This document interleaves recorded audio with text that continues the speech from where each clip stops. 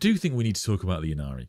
One of the things that was pushed hardest by Games Workshop that we've ever seen in the entirety of the 40K's history, but then support for the Ynnari from Games Workshop was also withdrawn very quickly. So the Ynnari plotline, if you're not familiar with what the Ynnari are, they are essentially a solution to the big Eldar problem, and that's why so many people thought that they would become the main plotline for the faction going forward. The Eldar are a dying race. They are literally on their way to being wiped out. They were once one of the most dominant races in the galaxy, a massive empire that spanned for a long time alongside humanity, but for far, far longer.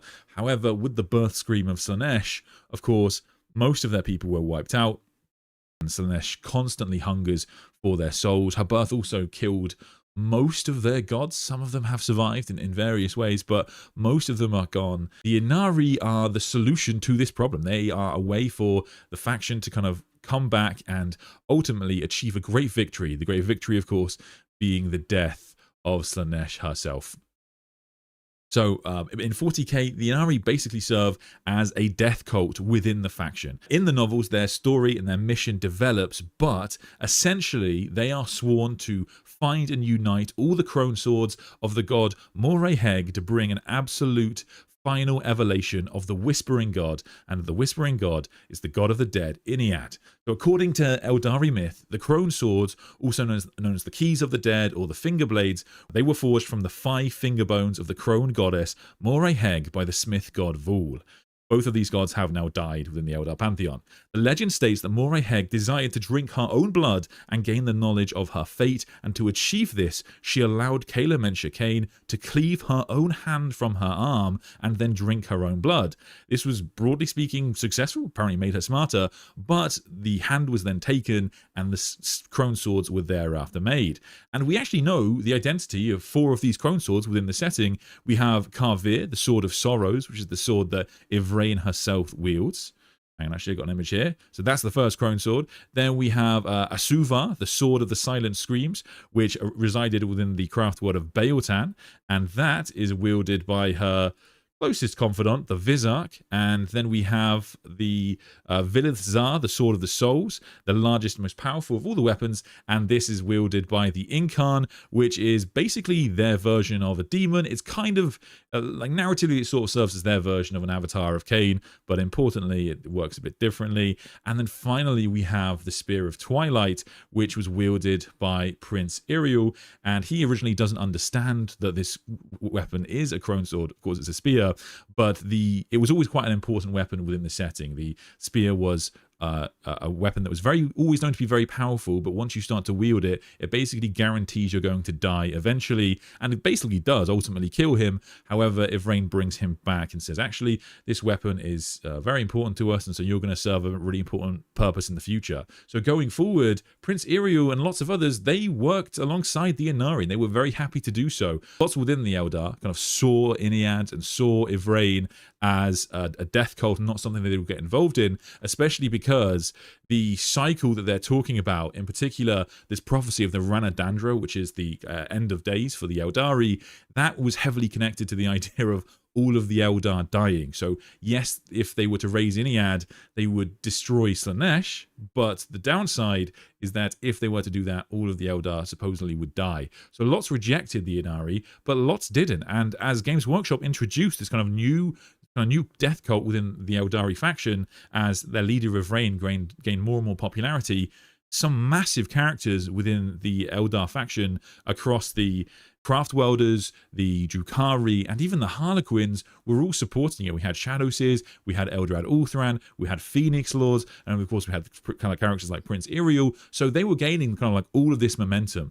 and they had 2 books that were released alongside the Ynnari's kind of rise, but they both kind of flopped, and so the series got cancelled, at least called early. So now it's only a duology instead of a trilogy, which is what they originally intended for it to be.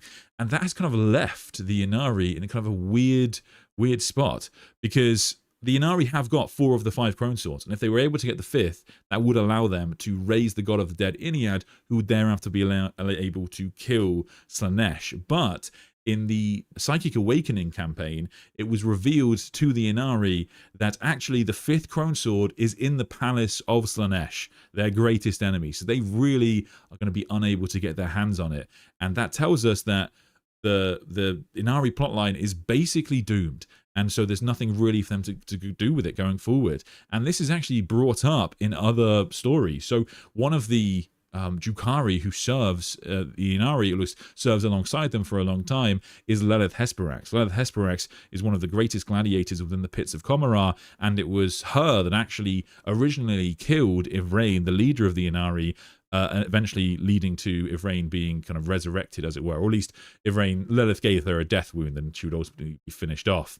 And Lelith served alongside the Ynnari for a long time, but as you can see, she's kind of growing bored with it. So where Ivrain wants to kind of bring where Ivrain wants to keep hunting for this 5th Crone Sword and find ways to get at it, even inside the palace of Slaanesh, Lelith is kind of growing bored of the Ynnari and saying that there's kind of no point in their quest, and it basically tells us that the writers are sort of thinking alongside what we are, which is that this plotline is doomed. There's nothing for us to do with this faction going forward, and characters like Lelith, they don't make like a big kind of spectacle of it, but they've basically abandoned the Ynnari. Multiple characters have now moved away from this main plot line, and even like characters like the Phoenix Lords, they've seemingly given up on the idea of kind of hunting down the final Crone Swords. So this story is pretty much finished and done, at least from what it looks like from the outside. And even when we have a look at like the Eldar codexes, in the like 10th edition Eldar codex, the prominence of the Ynnari is massively reduced from how they were being built up. When Games Workshop were reducing new Eldar models, they would create like separate heads so you could build them to run within an Ynnari faction.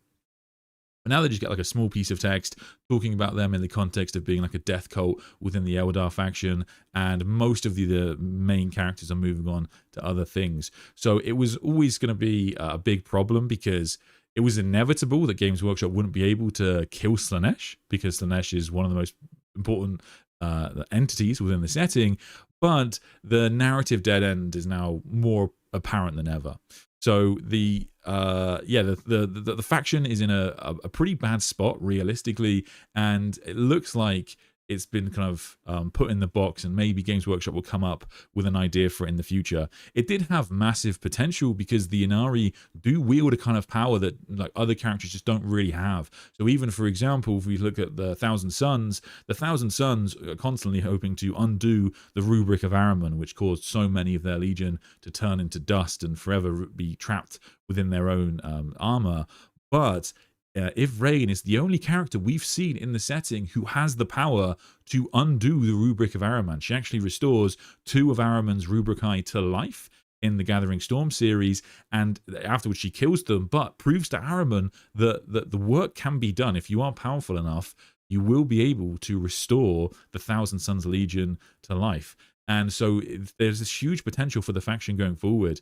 And where characters like Prince Iriel do have relevance, I think, still to the faction, is in terms of what Craftworld Iyanden is. Craftworld Iyanden is largely a dead craftworld, because they were largely destroyed by the Tyranids, and so they wield huge numbers of wraith constructs, these craft worlders who are basically dead, but they exist within spirit stones and are therefore able to kind of operate technology whilst deceased. And so there is, I think, still an option for the Ynnari to be used going forward to restore not only the dead, not only the god of the dead in the long run, but in the short run, they could restore large amounts of the deceased Ynnari. And I think what is actually quite sad is that the main problem for the Ynnari in the start of the series is that lots of people don't like them, because naturally their plan is connected to the death of their race. And yes, Slaanesh would be killed, but all the Eldari would be killed in the process. But Ivrain has like an awakening in the second book, where she has this vision and comes to understand that it's actually a bit more complicated than that. So she has this vision where she sees the epiphany of this kind of cycle that will go on within the faction. And while looking upon the maiden world of Agaramethea, Ivrain realizes that Yniad was not simply the spirits of the Eldari, but he was the sum of reborn given life, but rather the full incarnation of the maiden, mother, and crone.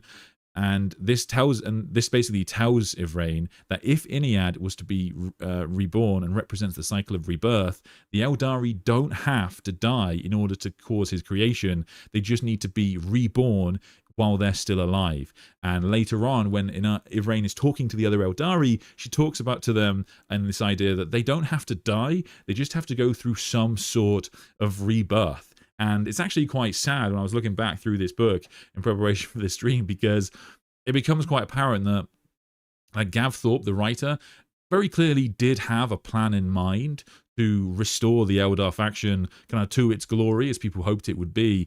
But now, of course, it's left by the wayside, and it seems very unlikely we'll ever get that third book. So it's a bit of a shame, and I think it's one of the most interesting examples of Games Workshop kind of backtracking on lore in recent years, because it was pushed incredibly hard when it came out. They were a big faction in the setting. They got beautiful models. Ivrain was connected to the return of Rabute Gilliman, and now there's nothing really left for them to do. They're basically finished as a faction, and hopefully we find a purpose for them in the future. Anthony Garcia, thank you so much. Quick question. What do you think of the Red Corsairs models, and do you like them? Yes, I do really like them. That was actually what spurred on this live stream, because when I saw that Prince Iriel model, if you're not familiar, Prince Iriel, who wields one of the crone swords, he has now joined, he's gone into exile once again from Craftworld Yanden. So he originally was a prince within an admiral within Craftworld Yanden. However, his kind of reckless tactics against the forces of chaos forced him to be he was forced into exile because he was so reckless. And then when Craftworld Yanden comes under attack from the Tyranids, he comes out of exile and leads his Corsairs in defense of the Craft World and is allowed back into the Craft World once again. However, because he's kind of annoyed with the way Craftworld Yanden is being run going forward, he has now voluntarily left and gone into exile once more. And again, this is just sort of another plot line where it's becoming very apparent from Games Workshop that the big Yanden direction that they were pushing they're reversing now. They're not really going to do this anymore, and it's a bit of a shame, really, because the nice thing about the Ynnari storyline, I will say as well, is that it did tie in quite well to kind of the wider psychic awakening that was happening with the setting. So in Warhammer 40K, because the galaxy is rent into two by the Great Rift, it meant that there was an increasing number of psykers rising throughout the galaxy, and the Emperor was able to interact more with the galaxy and all these kind of crazy things. And for the Eldari, it meant that Ynniad was rising and the Eldari psykers were becoming more powerful. And now that's kind of done. They're not really going to go ahead with that. But there we go. I can't imagine GW ever killing Slaanesh. The only thing I can see, I agree with you, brother. Like, the only thing I could see that they might have done is to perhaps have Slaanesh kind of half die. Maybe you do what you do with Age of Sigmar, where maybe, because if you're not familiar, when Ynniad was first risen, it was Eldrad Ulthran who is attempting to conduct this ritual, and that he's interrupted by the Death Watch, funnily enough. And despite the fact that they're essentially on the same side, because they're all against chaos, the Death Watch hate all Xenos, so they can't allow this ritual to go ahead. And to be fair, if Ynniad does rise, it's not out of the question that he destroys the Imperium. That could well happen. So the Death Watch prevent Eldrad from properly conducting this ritual, which means that Ynniad doesn't properly rise, but he sort of starts to stir deep within the warp. And at the point of Eldrad kind of getting as far ahead with his ritual as he can, that is the point when Ivrain is killed in Commorragh, in the pits of Commorragh. Then she is brought back by Ynniad and becomes the daughter of Ynniad and his champion. So it's so it's definitely what I was going to say. What was I going with that? Oh yeah, so it's definitely true to say that if we have a look at that. So that was what I was thinking. So when Ynniad was originally kind of attempted to when they originally attempted to rise to what's I'm looking for? When they originally attempted to raise Ynniad, is that the word I'm looking for? Yes. Then it was interrupted by the Death Watch. Perhaps if they actually go ahead with the Crone Swords and they're able to get all of them and use them to kind of cause the apotheosis of Ynniad completely, it could be interrupted in some way, or maybe Slaanesh gets empowered through something else, and then you could have it in such a way that Ynniad does rise and he is able to defeat Slaanesh, but not completely. And so parts of maybe Slaanesh is just shattered. So maybe the here demons will still survive and you can still sell and buy demons. And thereafter, you kind of will just have a plot line around Fulgrim and other servants of Slaanesh attempting to kind of reform their god. So there is sort of some in between there, and I think that would definitely buy some respite for the Eldar and be definitely one of the biggest victories they've had in the history of the setting. But certainly they can't kill Slaanesh, because if they were to kill Slaanesh, they wouldn't be able to sell Fulgrim models, and that would be not good for them, I imagine. But yes. Curious what you guys think about the Eldar Ynnari. I mean, I don't know if you guys are like the Eldar are probably the part of the lore that I'm weakest on. Outside of the Ynnari, I haven't read too much of their lore really, but I do think that, like, I didn't actually. The funny thing was, I actually didn't mind those books. They're not. The problem with the Eldari is just like the general problem with, the problem with the Ynnari books, sort of the general problem with the Eldar, which is that they have some just very unlikable characters, like the Saim Han that appear in the second book. They're very unlikable. But generally speaking, the Ynnari plotlines are quite interesting. You have them finding this craft world that's fallen into a gene stealer cult in the first book, and that's where you get this kind of legendary scene, which you might have heard of, where you have the Patriarch, which has fused itself with an avatar of Cain. And so you get this awesome kind of plot line there.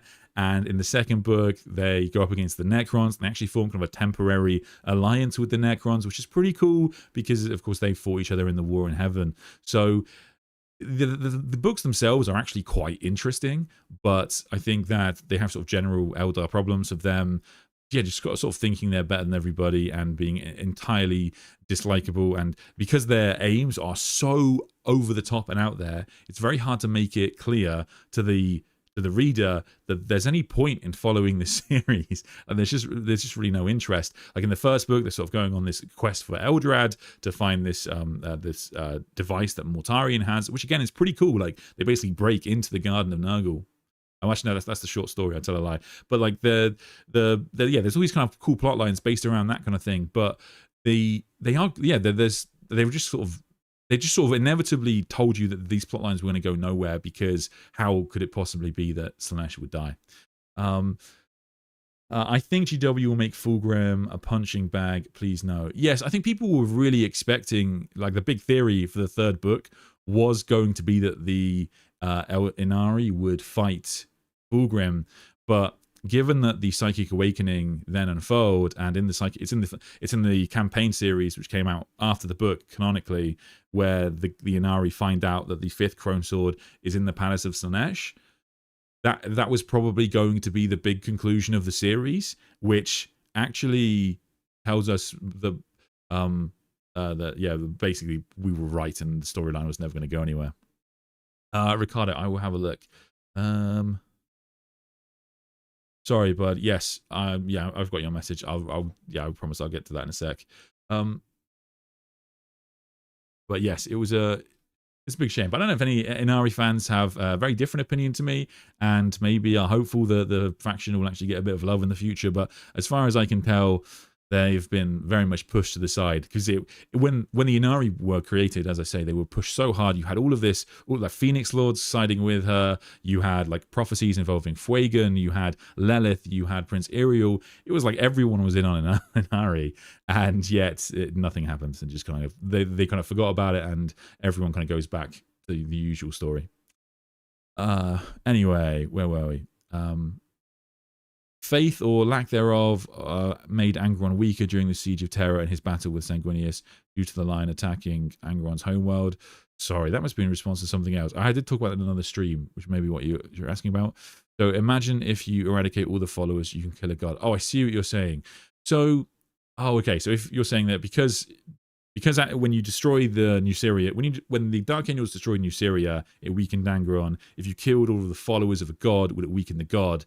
So yes and no. So it would stop the god from becoming more powerful. Gods grow in power. The Chaos Gods grow in power as they get more servants. But specifically, the Chaos Gods are kind of self-sustaining at this point within the setting. So even if you were to wipe out every sentient being in the galaxy, the Chaos Gods, as far as we know, would survive. I can't remember which writer said that, but I remember hearing that in an interview. I was a big fan of the Ynnari at the start, loved the models, bar Ivrain's headpiece, and I think I'll buy a few Vizark models before they vanish. Yes, I mean, the Vizark model, everyone has a difficult relationship with the Vizark because his model is incredible if you haven't seen it. I've got a picture of him somewhere. Well, yeah, he is an incredible looking character. When he was introduced in the book, in the campaign book at least, he was at work alongside the Incubi, and the Incubi are some of the coolest looking Xenos models. The problem with him is his kind of backstory. He often gets called, and I've never used this word before on the channel, but I'll be honest, it does fit. He often gets called a simp, and the reason for that is because he sort of does just follow with Rain, and we don't know why. So he originally he trains her when he is a Dire Avenger, and then she leaves, and she ends up going as an outcast, and then she goes into Comorragh when she's betrayed, and then he follows her into Comorragh, apparently just to follow her. Then she, of course, becomes the leader of the Ynnari. He follows her again. And in the first book, there's this plot line around how he is prophesized to betray her at some point, and then he kind of does, but it's not really his fault, and so she forgives him. And he basically just follows her around, and it's not the most exciting lore. And for such a cool model, I think people expected that character to be a bit more interesting. But sorry, Eldar fans, if that's a bit of a harsh rebuke, but it is what it is. What it is. Just because the god arises, it doesn't mean Slaanesh will auto die. It could just mean they no longer need spirit stones, and it powers when they do die. So it's all kind of connected to the Ranadandra, and it's one of those things where, because it's prophecy, it can be read in multiple ways. So that there's even this one reading of the Ranadandra which says that it would destroy all of the warp and the materium. So there's the end of days can mean many things, but you are right. Like Ivrain has a very kind of tapered understanding of the rise of Iliad by the time we get to the second book, and after she has this understanding, this kind of vision, where she all of a sudden starts to see that they just have to kind of what does she call it? I think she calls it like a little death or something like that in the book. They have to go through like a rebirth. And that is the equivalent of all the race basically dying. And the rebirth, for example, for Craftworlders would be them being reborn and no longer being so dependent upon spirit stones. And for the Drukhari, that rebirth is them no longer being dependent upon the soul thirst. And Ivrain is able to cure the soul thirst in the Drukhari, just as we see her do for Lilith in Lilith's book, where Lilith no longer needs to sustain herself on the suffering of others. She still enjoys the suffering of others, because she has a brilliant line where she says something like, even if one is not hungry, you might still enjoy a drink, which is pretty Drukhari. But Ivrain definitely is introduced as like the salvation of the faction for sure. I want to reword my question better. Do you think they could kill Slaanesh by just having Iliad awakening by their fight temporarily taking her away from the great game, making chaos unstable? You could do something like that. And maybe that would be a way that like the Ynnari could win, and then it would backfire, because if Slaanesh is taken out of the picture, perhaps one of the other chaos gods grows more in power as a result, and things actually go from bad to worse. So there could, you could have a very 40k solution to that problem. But I would imagine that if they were going to give the Eldar a victory, people would want them to be a proper Eldar victory. Sorry, just seen a post in the community tab. If you do miss any of my live streams and you want to make sure I answer them, feel free to post in my community tab, because YouTube tells me to push that more. So I would love to see if you cover the war with a webway in a video, please, or a stream. Searching on YouTube seems it doesn't get a lot of coverage. Be great to know more in detail and what your take is on it. I'd love to. I mean, that's fair. The war in the webway. Yeah, definitely, because it is a really interesting part of 40k lore. It, of course, doesn't get too much lore because it's a secret for most of the Imperium and even the Forces of Chaos. And so we only really get a proper deep dive into it in Master of Mankind. And that's kind of in contrast to the actual creation of Magnus's Folly, where we see Magnus's Folly from multiple angles in the Horus Heresy. Of course, you see it from Magnus's point of view, then you see it from the Imperium's point of view, you see it from the Custodian's point of view, you see it from other people on Terra's point of view. I think there's at least 4 books where they cover Magnus's Folly, and like the basically millions of people that die as a consequence of it. But the actual war in the webway is primarily covered in Master of Mankind. And it is one of those really weird bits of Warhammer lore where there are some big questions that you might have that the book just doesn't answer. So they don't really go into detail about why didn't they try closing the rift? What would happen if they... like all this kind of thing, like why didn't they know about the warp gate on Luna? All these kinds of like questions that you might have as a 40k reader, they don't properly dive into. And whilst the creation of what's the Emperor's final moments are a big deal, it's one of the few times we get a real insight into the Emperor's kind of psyche and how he treats the custodians. And it's one of that ADB's kind of big love letters to the fandom, really. Cain is in pieces. Yes, that's true. Cain is in pieces. Cain is the bloody-handed god, and he was rent into pieces because he actually did try to battle Slaanesh when Slaanesh was born, and didn't go well.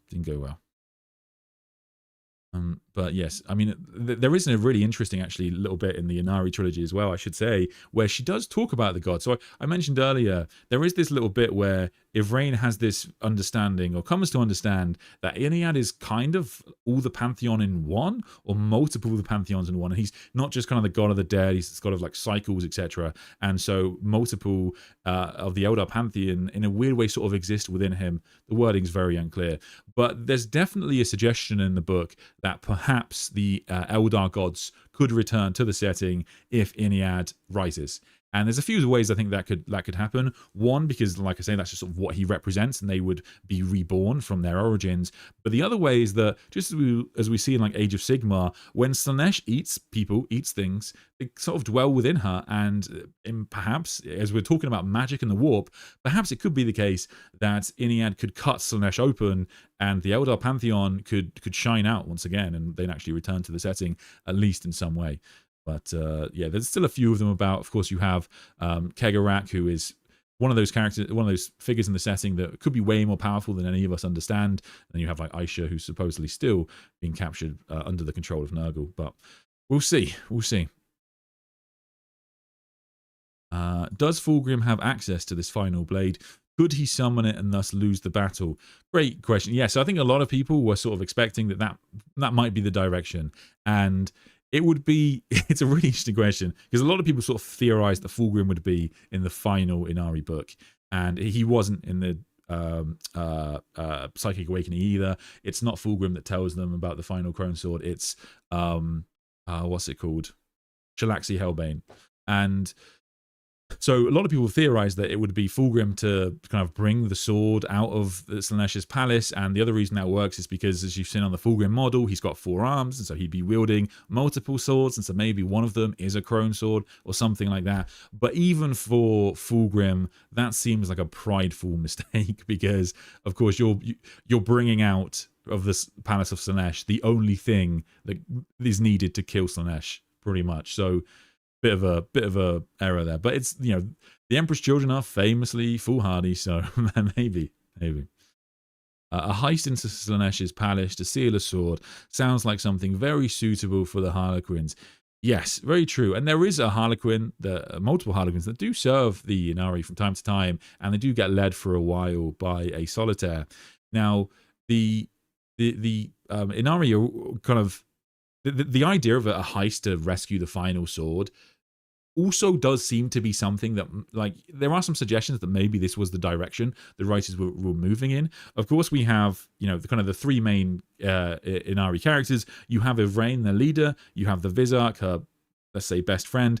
And then you have the Incarn, which is summoned from time to time, and there's a bunch of times in the setting it's summoned, but it has to be summoned kind of like a demon, or someone has to die. In the Vizark dies at one point, and that's how they summon it. So it has to be summoned through various measures, but he's always going to be involved. So you've got those 3 core members. Then you have a bunch of other characters as well that could well be involved. So Eldrad Ulthuran, one of the most important Xenos characters. Then you have Lilith Hesperax, who's like the queen of Comorar, basically.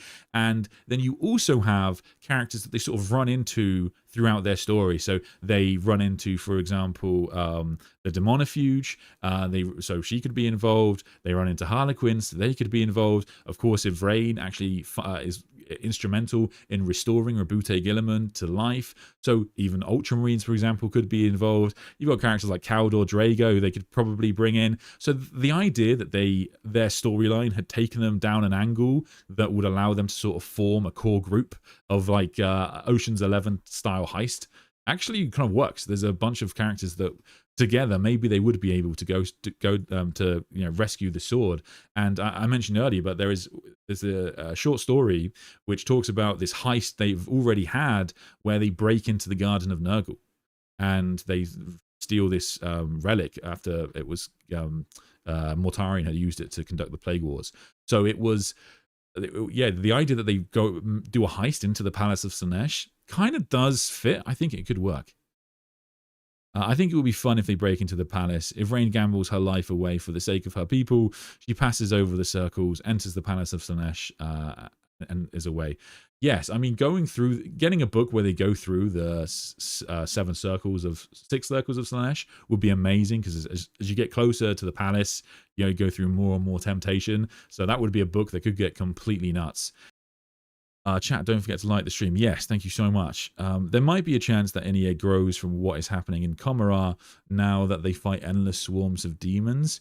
So Ynnari would definitely continue to grow in power as the Ynnari grow more and more in power. But at the same time, Ivrain is kind of the tone you get. So the Lilith Hesperax conversation that I showed you earlier, that is from Hesperax, Queen of Knives, and that is a very recent Warhammer 40K novel. It's about 2 years ago, and I think that given the success of that novel, which has Lilith Hesperax, it really defines Hesperax as an entity within Commorragh and a very powerful adversary to Asdrubal Vect.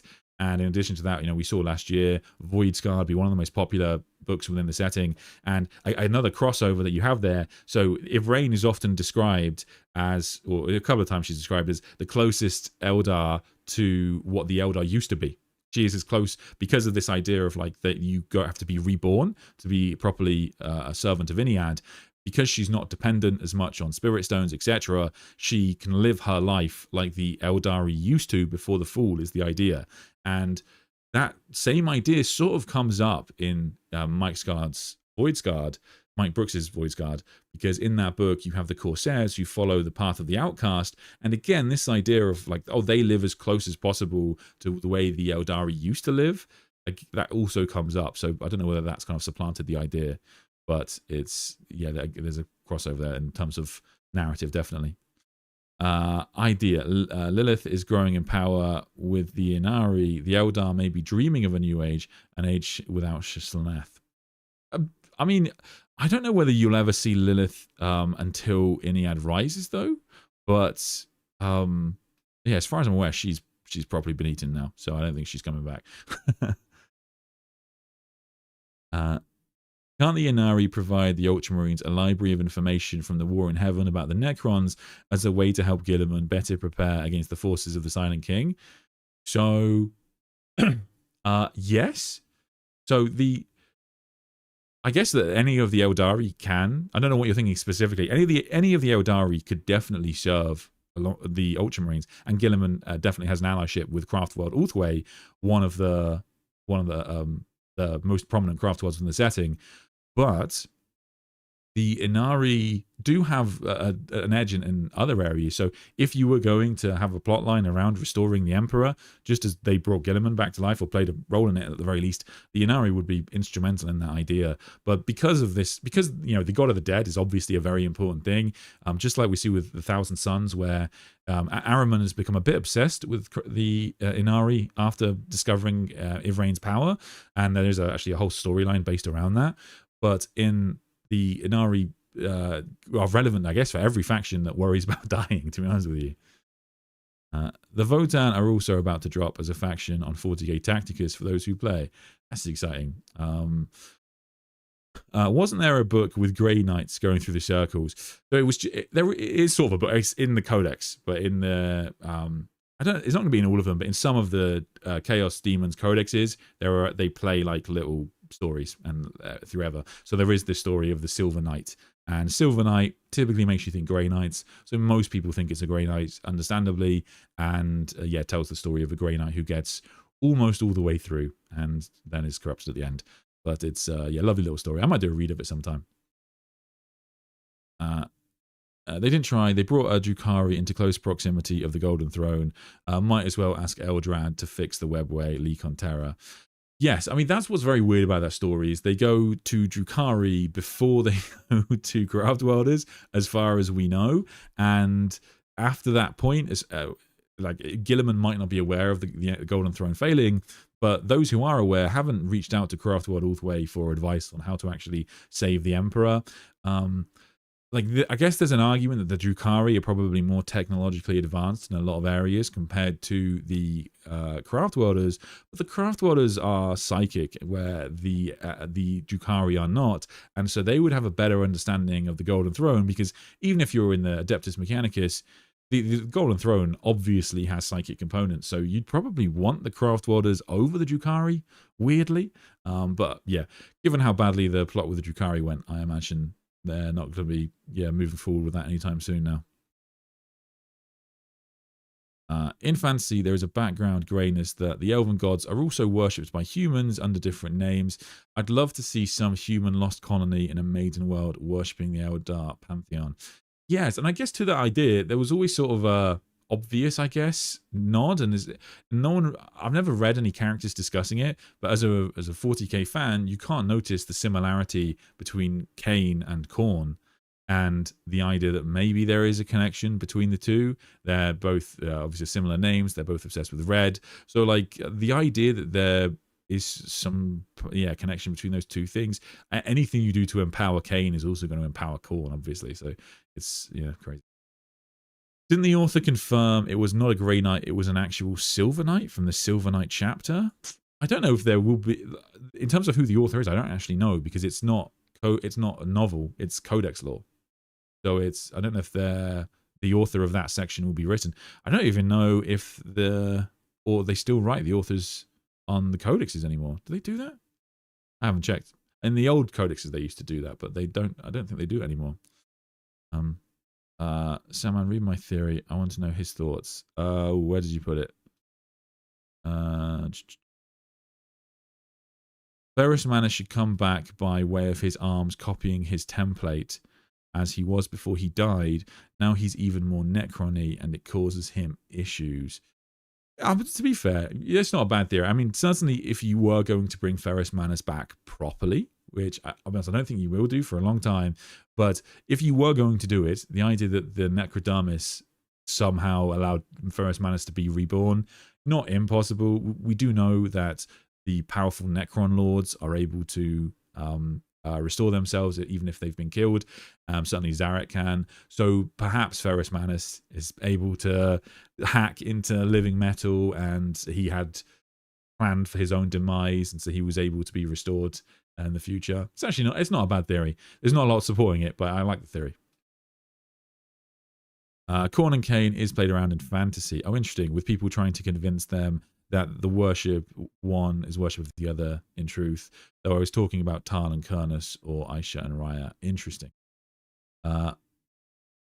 Since the Ynnari want to get rid of Slaanesh, wouldn't that also involve the upstarts in the realm of chaos, Be'lakor / Vashtor, that would likely be upset, that would like to upset the powers and get into being chaos gods, as you were saying. So yes, I guess like maybe they could have a weird ally in the form of some sort of chaos force. Like Be'lakor would definitely want to do what he can to piss off Slaanesh because he's Be'lakor. It's just his thing. So definitely possible, but I can't imagine the Ynnari wanting to work alongside, because the thing about for example, one of the plot lines with the Ynnari brings them into contact with the Harlequins, and there's this White Seer, I think is what the title is, and they're introduced this White Seer, and so the Ynnari are not just opposed to Slaanesh now, but like all chaos. So yeah, it's interesting. One of the things that's quite cool about the Ynnari as well is that they kind of like are able to talk to demons, and them just having chat and is always fascinating. It's weirdly more entertaining than the combat is them just talking to demons, because you just don't often see that in the setting, like in terms of them just like talking to shit. Ynnari, if rebranded, should have similar units similar to demons. I'm imagining AOS wood elves / demons. So the Incarn, for example, is a demon, and it is talked about. There is this bit where they talk about how it is distinct. It's not the same as the Avatar of Cain. The main difference being that the Avatar of Cain comes from shards, and the shards have to be going to be used to defend the craft world, whereas the Incarn is created through sacrifice. But it is still a demon. They're both demons, and so in a weird way, you've already kind of got that. Hello there. Are the Ynnari shelved to Slaanesh for good now? And can I ask a question not tied to the discussion? Yes, feel free to ask anything. I try to get through as many questions as possible. Are the Ynnari shelved? So they're not like officially shelved, but I guess the main thing that tells us they have been shelved, like kind of in vibes, is that they were pushed so hard when they came out. They got a build up over one campaign, a whole campaign with a whole big box set that released alongside them when Eldrad conducts his ritual and the awakening of Iniad begins, and then you get the kind of gestation of Iniad, and Ivrain was pushed incredibly hard. There's this triumvirate of models that is released for the Ynnari, and you get all three kind of key Ynnari models released in a triumvirate alongside the release of the Rabute Guilliman's triumvirate. So they were pushed really hard. They're in the Gathering Storm series. They're vital to the restoration of Rabute Guilliman. Caused 1,000 memes as everyone assumed that she would end up dating Guilliman for some reason, and then they got their own series. So they were pushed well. They were pushed really well, and then all of a sudden, and I should say as well, they were sort of another option for you when building your Eldar. So when you buy like the some of the what they called aspect warrior kits, there's options for other heads. So you can use other heads of your aspect warriors to build them for an Ynnari army, and not for a standard craft world or whatever it's going to be. So they were that was how prominent they were within the setting, that they were the other way of building your Eldar. And then they get the series gets cancelled, they get relegated massively within the prominence of the setting. All of the main characters that had joined the Ynnari sort of leave the Ynnari or get bored and go back to doing their own thing, and now they get kind of like a much smaller references and codexes, etc. So their prominence within the faction of just the Eldari generally dropped through the floor. I guess they sort of were instrumental in returning Rabute Guilliman, so we will always have to be grateful to them for that, but they're never going to be what they were. Could Ivrain be pregnant with Guilliman's son and then be the Star Child? No. No. Yeah, the Ivrain Guilliman relationship is like entirely fan fiction. There's like, they have one minor conversation in Gathering Storm, and the Ynnari quite notably leave quickly, and they are there for the crowning of Guilliman, but then they get off, they go off and go do stuff, and after that, Guilliman basically just talks with Eldrad when he has to talk to the Eldar. So the idea that they formed a relationship was just memes running wild, and then it just created a whole thing. And now people, like, I can't stress this, I think a lot of people, not saying you do, but a lot of people do truly believe that there was like this huge sexual tension when Guilliman spoke to Ivrain. There's just nothing there.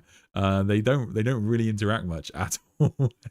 But I guess it's just because it's like a cliched fantasy trope, right? Of which 40K has, elements from like Tolkienism, and the idea of like the king, a human king, dating the elven princess or marrying the elven princess is an old trope. So maybe that's just where it comes from. But I don't know who started off that meme, but whoever did, man, they did a number on the 40K community. It really, like, to this day, it's like one of the most popular memes.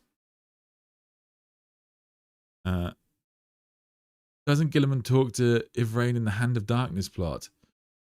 So, I don't think so. It was quite a long time ago I read that, but I think they just get the mission from Eldrad, because Eldrad learns from, so Mortarion uses the Hand of Darkness against the Ultramarines in the Plague Wars. Guilliman reveals this to Eldrad. Eldrad then tasks the Ynnari with going to get it, so the story unfolds. I don't think she speaks directly to Guilliman in that story, does she? I have to double check. So you're saying there's a chance? there's a chance. There's a chance. I mean, she's yeah. I mean, hey, he could do worse. He could do worse. She's a very like impressive character. As in, like, again, when they introduced her, they pushed her hard because she is defeated by Lilith, which is what causes, you know, Lilith, I think, Lilith kills her, or sort of, she stabs her in the chest to allow her to bleed out. But that's because Lilith wanted to give her a slow death because she's a psychopath, and it leaves it to someone else to finish her off. And, like, yeah, but up until that point, she had been regarded as the second best fighter in Commorragh, I think, after Lilith Hesperax. So she is a pretty powerful warrior in and of herself, and then she becomes this kind of sorcerer of the god of the dead. So she is a beast. She's a beast. I personally think there are massive amounts of artifacts of the Eldar gods lost in the webway, in forgotten shrines and temples, like the swords I mentioned above. Could be something to explore. Definitely have to do something. I mean, like, my personal theory for at least for the Ynnari, as I guess that's what the stream was about originally. When it comes to the Ynnari, my personal plan is that I would have Yvraine through, you know, a story. She's able to conduct some sort of ritual, and through that she's able to restore huge elements of Craftworld Yanden, or at least, you know, lots long dead Eldari, and that would sort of give a giant purpose to the Ynnari and a fantastic conclusion to their story. But it would also allow for the Eldar to kind of develop at least a strong narrative in the future, and a way for them to have a plot line based around restoring the old Eldar Empire. And so that's personally what I think I would do with them. But I don't know if that's what they were originally planning. And given that the Psychic Awakening book has them find out that they can't complete their ritual, I'm going to guess that was always the conclusion. Why is the Great Rift suddenly wiener-shaped? Is it wiener-shaped? Is that what your wiener looks like? If it is, buddy, I apologize. I think you need to go see someone. Like, if anything, it kind of looks like a very squished version of something else. At least anatomically, what would you call it? Like a rudimentary drawing of what their anatomy is. But I don't think it looks like a wiener. But maybe I'm wrong. It does feel like the Ynnari were a ham-fisted attempt to jam all the Eldari Drukhari factions into one for expediency. It gave them such a closed path forward. Glad they're lapsing. Yes, I know what you mean. I think that, yes, sorry if you're not familiar with what Lord Vaughn's talking about there. So in the game, when you play Ynnari, you used to be able to play like any faction in an Ynnari army, any Eldari faction. So you could just have the best of anything, which was, again, quite controversial. But now they are relegated to a much smaller role within the Eldar Codex. And so, yeah, I guess it definitely did feel like that. But I think the problem was more in how the rules were written, that they were just, not only did they get to take everything, they were also just kind of too good. And so it just didn't really work. But the idea that they had like a much smaller set of units they could pull from, things that like actually come up in the books, and therefore they could build attachments around that for the Ynnari, I think that would have been a better way to go. It's a tough one. So, the Ynnari, they're still out there as far as we know. They're still working to cause the apotheosis of Iniad and the destruction of Slaanesh. And there's even a suggestion in like newer lore that perhaps it's the tears of Morag High that they might need. And so there's another option there for them to kind of cause the birth of their god and hopefully the salvation of the Eldar race. But ultimately, it was kind of a big lesson, I think, for Games Workshop in terms of plot lines that fans will kind of get a bit tired of. And even if they return to the Ynnari storyline, I think what people want is an actual story that they know will go somewhere. I think that the days of just talking about 40k as a setting and not a story are largely behind us. I think people really truly want a story for the Eldar that's going to take us to new heights and interesting places. But let me know what you think in the comments. I'm interested to know whether you think I'm really wrong about this. If you're an Ynnari fan, do you think that the Ynnari are still the inevitable way forward for the faction, or should we lean more into, you know, a new Eldar Empire or the Corsairs or some other direction for the future of the faction? Let me know what you think. Thanks for watching this stream. If you could help me appease YouTube's machine spirit by liking and subscribing, I would greatly appreciate it. If you couldn't make the stream live but want to ask me a question anyway, consider posting it in our community tab and I'll answer it next time. To support the channel, click the join button below, which will give you access to more content, and you can drop into the members Discord where all the coolest Terrans hang out, away from the watchful eyes of the Inquisition. Thanks for joining me, and until next time, I wait for you and I forgive you. Good night.